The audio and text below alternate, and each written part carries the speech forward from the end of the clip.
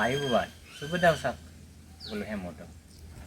අද මම ඔයගොල්ලන්ට කියලා දෙන්නේ කොච්චි ගැන. කොච්චි කියන්නේ මේකට සාමාන්‍ය නයි කොච්චි කියලා කියන ස්කොට් බොනට් වෙනම තියෙනවා. ඒක ව්‍යාපාරික කරන නයි කොච්චි ගැන කියලා දෙන්නයි හදන්නේ මම.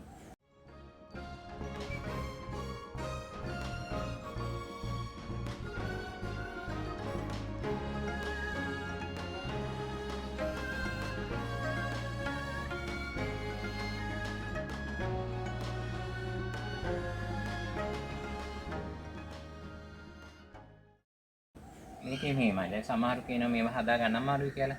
මේ බලන්න මගේ ලොකු පැලේ. දැන් ඒකේ මල් ඇවිල්ලා. මේ දෙන්න ළඟයි. ඉතින් මාස දෙකක් විතර යනකොට මේ ඔක්කොම සියල්ලම සිද්ධ වෙනවා. මේ තියෙන්නේ ඒකේ කුඩා පැලයක්. සමහරු කියනවා කරල් එන්නේ කියලා මේ බලන්න.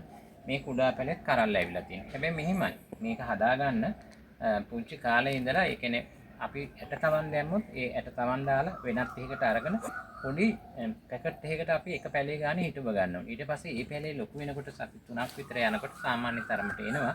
ඊට පස්සේ අපි කෝච්චි එක හරියට Taman සුසු භාජනයක් තියෙනවා. ඒකට පෝරපාස් මිශ්‍රණය හදා ගන්න ඕන. බැලි, කොම්පෝස්ට්, මේ කරදහය තියෙනවා වඩාත් හොඳයි. ඒ තුනම එකතු කරලා කෝච්චියක් හදාගෙන පළවෙනි පැලේ දෙවෙනි පැලේ ඉඳලා බලන්න. සමහර විට කුඩා පැල මැරෙන්නත් පුළුවන්. ඒ නිසා වැඩිපුර හදා ගන්න ඕන. ඊට පස්සේ එක පෝච්චියට එක ගානේ දාලා උදේ හවස වතුර දාන ටිකක් හෙවණකින් තියන. නමුත් මේකට ආව ඕන ශාකයක්. ඊට පස්සේ ලොකු වෙනකොට තමයි පේනවනේ.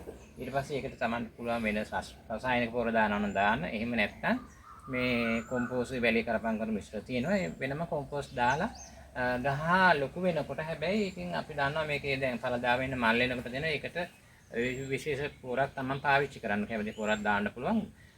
ඒ නැතත් කොම්පෝස්ට් වලිනුත් මේකේ ගෙඩි එනවා. මම ගොඩක් වැඩි පොඩ රසායනික පොර පාවිච්චි කරන්නේ නෑ.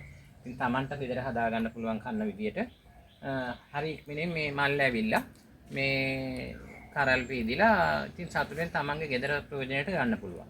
ගොඩක් තියෙනවනේ මේක හදා ගන්න අමාරු එක ටිකක් තියෙනවා.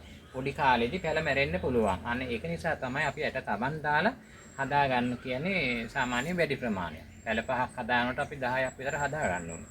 ඒකෙන් තමයි අර පොඩි තරමක ලොකු වෙනකොට පැකට් වල හිටව ගන්න ඕනේ. පෝච්චි නෙවෙයි ඉස්සෙල්ලාම පොඩි පැකට් එකක හිටව ගන්න.